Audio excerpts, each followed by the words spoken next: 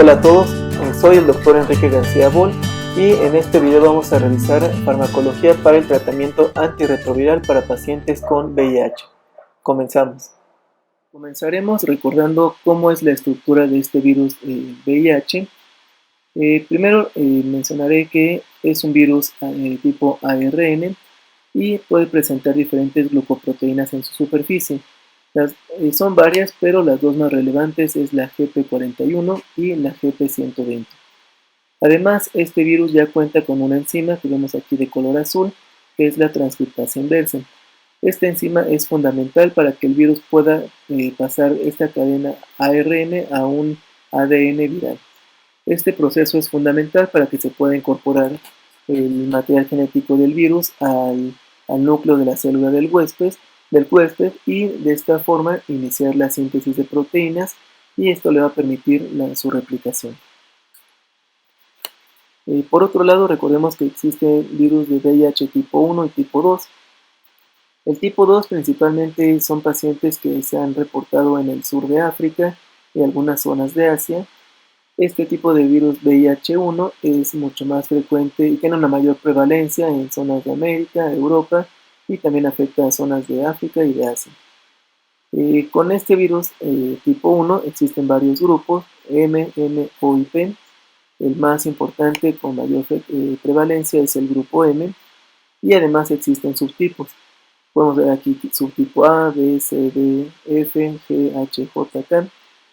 Bueno, en general estos lo menciono porque habrá algunos tratamientos antivirales que tengan una mejor respuesta con alguno de estos grupos o subtipos específicos.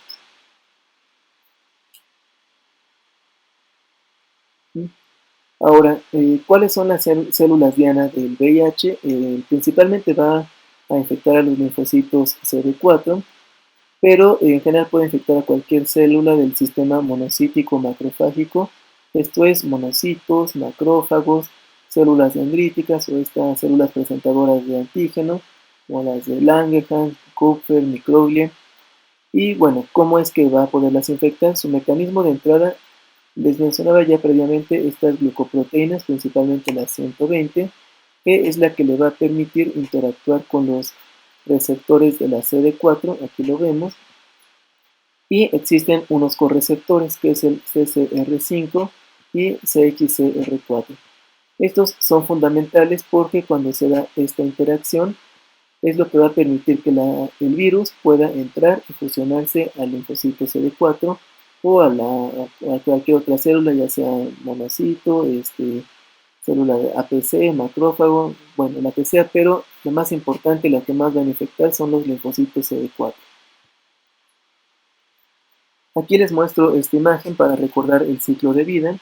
Entonces mencionábamos que el virus necesita tener esta interacción gracias a la GP120 interactuando con el receptor, lo que le permite la fusión de este virus a la célula.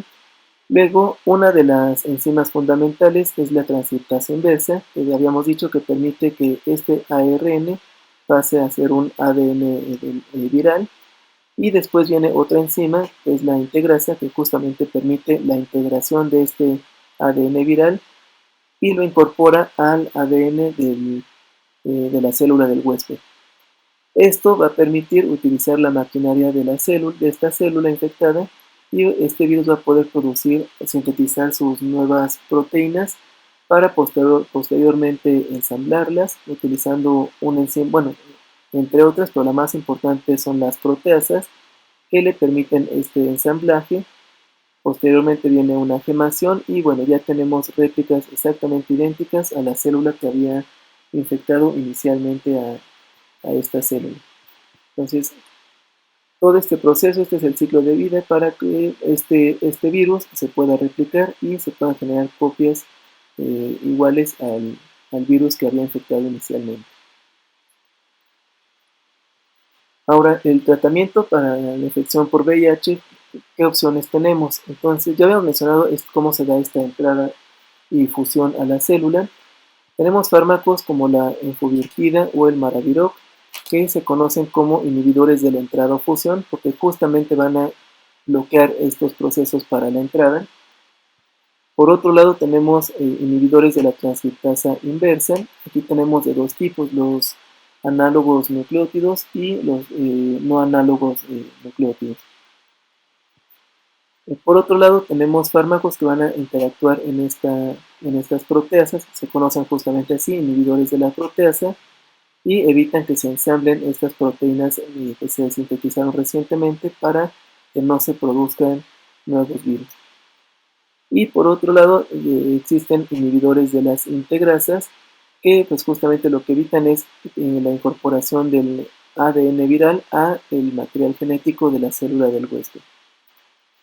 Y en general vamos a ver que estos pacientes con VIH van a requerir el uso combinado de 2 o más fármacos de diferentes tipos para lograr disminuir la carga viral y evidentemente esto va a aumentar la supervivencia. Ahora, con estos inhibidores de la transcriptasa inversa comentábamos que existen dos tipos, los nucleótidos y los no nucleótidos.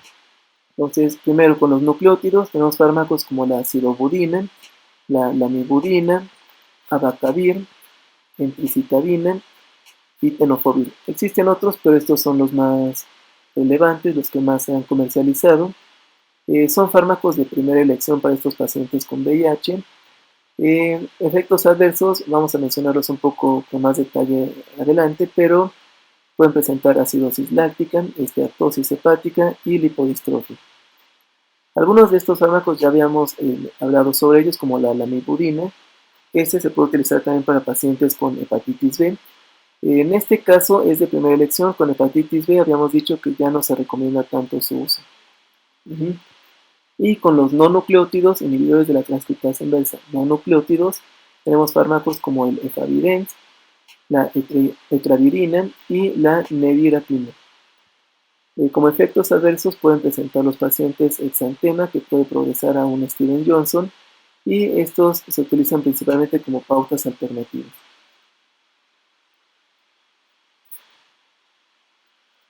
Entonces, para explicar con más detalle estos inhibidores de la transcriptasa inversa, tenemos primero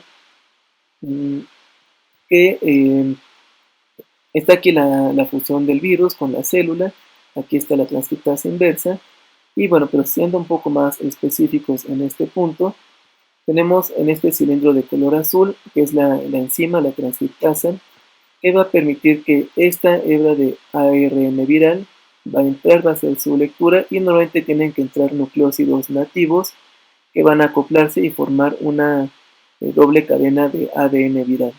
Y de esta forma puede iniciar la síntesis de proteínas del virus. Estos fármacos inhibidores nucleótidos lo que hacen es utilizar análogos nucleócidos, que son estos de color amarillo, que funcionan como si fueran nucleócidos chafas, que no van a funcionar. Entonces aquí tenemos el ARN viral, inicia su lectura aquí dentro de esta enzima, la transcriptasa inversa, y vemos que al irlos acoplando, como son estos, digamos, entre comillas, como chafas, van a evitar que se forme una cadena de ADN viral. Entonces, no se completa la cadena hija y por lo tanto no va a haber una síntesis de proteínas y el resultado neto es que no va a permitir la replicación de este virus. Bueno, aquí nada más recordemos que he estado mencionando nucleótidos y nucleócidos de forma indiferente, pero realmente los nucleótidos son moléculas orgánicas que van a estar formadas por uniones covalentes, que estas tenemos nucleótidos monofosfato, que van a tener evidentemente un solo fosfato, nucleótidos difosfato y nucleótidos trifosfato. Entonces, estos nucleótidos tienen que tener un fosfato, pueden ser monofosfato, difosfato o trifosfato, pero necesitan una base nitrogenada y además una pentosa. Entonces, el nucleótido va a abarcar toda esta estructura y cuando estamos hablando únicamente, vamos a cambiar aquí el color, cuando únicamente estamos hablando de un nucleócido, es la parte del nucleótido que está formado específicamente por la base nitrogenada y la pentosa. Entonces, esta sería la diferencia entre nucleócido y nucleótido. Nada más un pequeño paréntesis para que quede claro este concepto. Y bueno, ahora con respecto a estos inhibidores nucleócidos de la transcriptasa inversa, existen diferentes efectos adversos. Entre ellos se han reportado efectos adversos como alteraciones gastrointestinales, supresión de médula ósea, toxicidad dentro del sistema nervioso central y efectos metabólicos. Entre cada uno de estos tenemos diferentes síntomas. Pueden presentar náusea, vómito, dolor abdominal, anemia, neutropenia, insomnio, cefaleas, neuropatía periférica y acidosis láctica.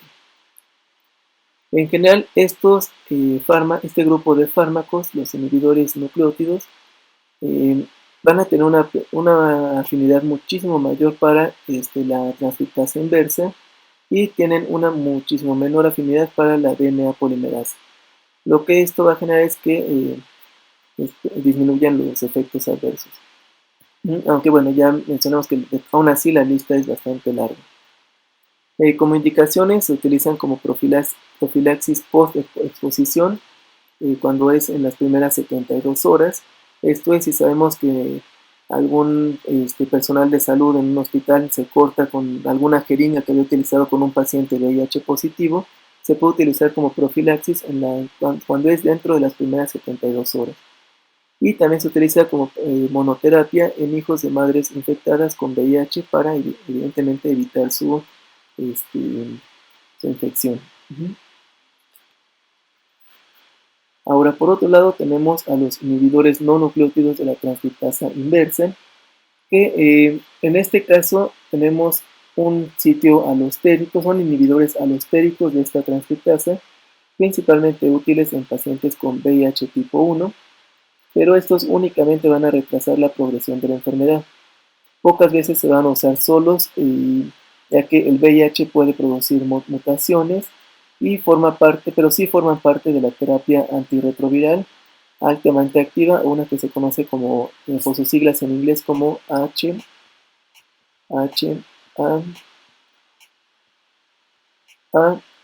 Entonces, estas son sus siglas en inglés que significan terapia antirretroviral altamente activa. Entonces, nuevamente estos fármacos se pueden agregar a este tipo de esquemas de tratamiento, pero en general, estos, recuerden, únicamente retrasan la progresión. Este fármaco lo que hace es, este es el sitio alostérico de esta enzima, van a generar una inhibición, y en este caso cuando llega nuestro fármaco, que es este de aquí, únicamente hacemos que deje de funcionar esta enzima, entonces por lo tanto no va a haber una replicación viral. Existen aquí diferentes antirretrovirales, uno de ellos es el efavirenz, que es el que tiene la vida media más larga, se administra una sola vez al día. La etravirina y la delavirdina, este es un fármaco que está contraindicado en pacientes embarazadas, y la nevirapina, este es un fármaco que sí se puede utilizar en pacientes embarazadas, principalmente para evitar la transmisión vertical y pues cruza fácilmente la placenta. Entonces por eso es que puede proteger al producto, al bebé de la madre. Entonces esta es una opción terapéutica. Ahora, con respecto a sus efectos adversos, en general todos pueden presentar reacciones de hipersensibilidad en la piel. La nevirapina, principalmente puede producir necrólisis tóxica epidérmica, síndrome de Stevens-Johnson, daño hepático, puede aumentar las enzimas hepáticas, principalmente las transaminasas. Es raro, pero puede producir hepatitis, y esto puede incluso llegar a ser hepatitis severa, principalmente cuando se utiliza este antirretroviral, la nevirapina. El efavirenz afecta al sistema nervioso, puede producir mareos, alucinaciones, diferentes sueños y estados depresivos. En general, estos son fármacos metabolizados por el citocromo P450, por lo que van a tener múltiples interacciones con otros fármacos. Estos además son fármacos que van a inhibir a estas enzimas. Existen fármacos que inhiben a este citocromo, como la cimetidina y algunos macrólidos, lo que va a hacer que aumenten las concentraciones. Entonces, pacientes que tomen estos inhibidores no nucleócidos y además estén tomando, por ejemplo, algún antibiótico macrólido, esto va a hacer que aumente las concentraciones de este antirretroviral y, bueno, evidentemente sería conveniente ajustar las dosis o al menos estar checando con mayor cuidado estas enzimas hepáticas y ver que no se presente ningún efecto adverso. Y por otro lado, existen medicamentos que pueden inducir la actividad de estas enzimas, como la rifampicina, y esto va a ser al contrario, que bajen las concentraciones de estos inhibidores no nucleótidos. Esto es con respecto, ya terminamos con los inhibidores de la transcriptasa inversa. Ahora vamos a ver que existen otros fármacos, como los inhibidores de la proteasa. Esta, habíamos dicho que es la enzima que va a permitir ensamblar estas proteínas que ya se sintetizaron. Existen varios fármacos actualmente, algunos de ellos el saquinavir, lopinavir, ritonavir, atacinavir y el de primera elección en este caso es el darunavir.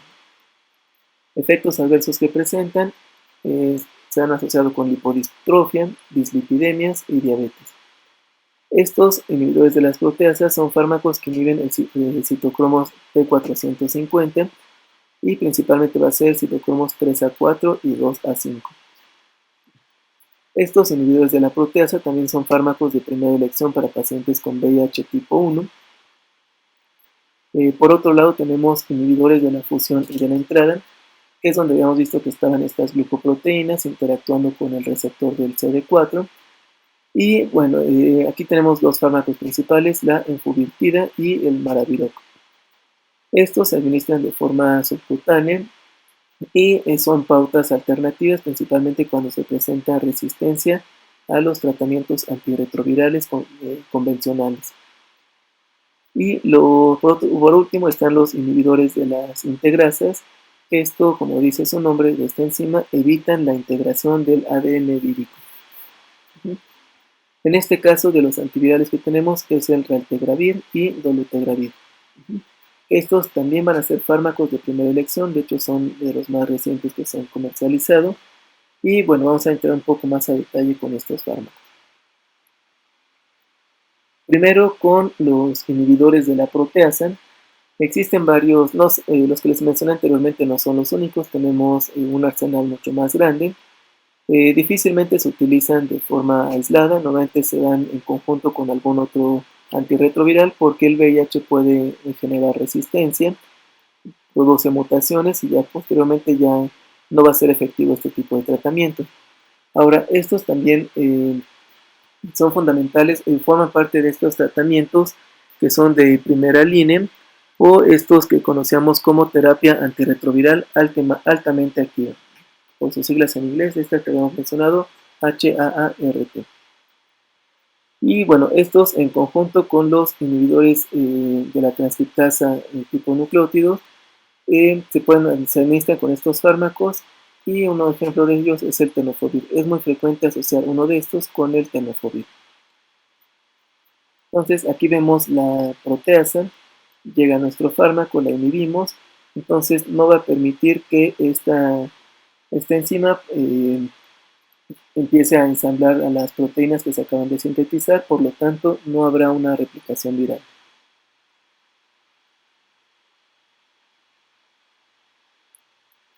Ahora, todos los inhibidores de la proteasa se metabolizan por el citocromo P450, sabemos que este es parte del metabolismo hepático de fase 1, y tenemos medicamentos que van a inhibir a este citocromo, como la cimetidina y macrólidos que ya habíamos mencionado también anteriormente, y esto va a hacer que aumenten las concentraciones de los inhibidores de la proteasa. Estas son puras consideraciones farmacocinéticas que aplican para cualquier fármaco que sea sustrato, inhibidor o inductor de estos citocromos, pero también hay que tomar en cuenta que estos inhibidores de la proteasa a su vez son inhibidores de estos citocromos, o sea, se metabolizan aquí y además pueden inhibir su actividad, principalmente el ritonavir. Si inhibimos el metabolismo, podemos hacer que fármacos como la warfarina empiecen a aumentar sus concentraciones y bueno, evidentemente esto puede generar más problemas. Y por otro lado tenemos medicamentos que pueden inducir o estimular la actividad de estos citocromos y va a hacer que disminuya las concentraciones de los inhibidores de la proteasa. O sea, vamos a tener concentraciones más bajo de la ventana terapéutica y puede ser que no sean efectivos. Entonces, digo, son puras consideraciones farmacocinéticas, conceptos de sustrato, inhibidor e inductor de estos citocromos. Ahora, efectos adversos de estos inhibidores de la proteasa: se han reportado alteraciones gastrointestinales, diarrea, náusea, vómito, alteraciones metabólicas, hiperglicemia, resistencia insulínica, hiperlipidemia, y se puede asociar a lipodistrofia. Esto es carencia o una distribución anormal del tejido adiposo. Esta es una imagen característica. Este es un paciente con lipodistrofia. Y este es un paciente cuando no presenta lipodistrofia. Y bueno, más específico, el indinavir puede producir trombocitopenia, hematuria y nefrolitiasis. Por eso en específico con este indinavir se sugiere que el paciente consuma mucho líquido.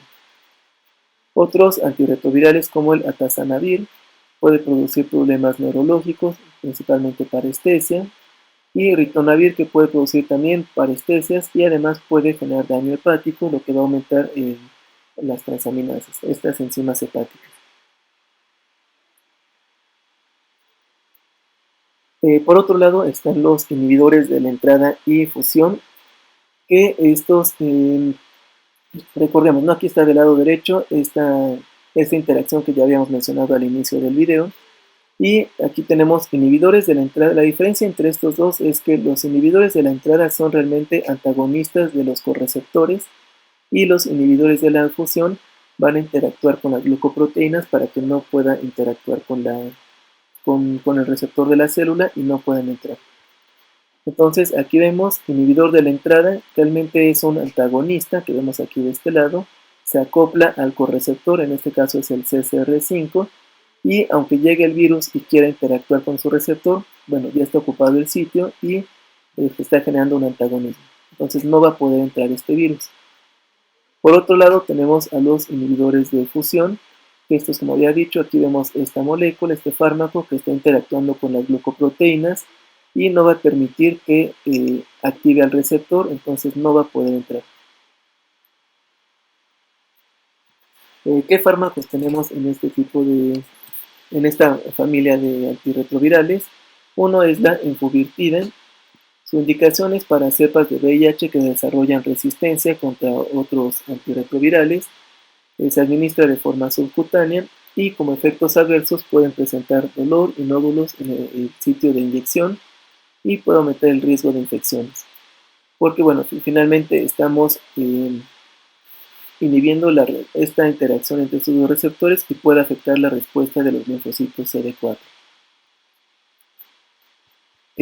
Otro ejemplo es el Maraviroc, que ya habíamos mencionado también previamente, que este realmente es el que va a antagonizar al receptor y sus indicaciones es, en general no se puede utilizar para cepas de VIH que se unen al receptor de CXR4, pero entonces en este caso necesitaremos forzosamente antagonizar al CCR5. Este se agrega a la terapia antirretroviral altamente activa o HAART. Como efectos adversos presentan diarrea, artralgias, mialgias y pueden producir daño hepático que se puede manifestar como ictericia y en estudios de gabinete aumenta las concentraciones de enzimas hepáticas.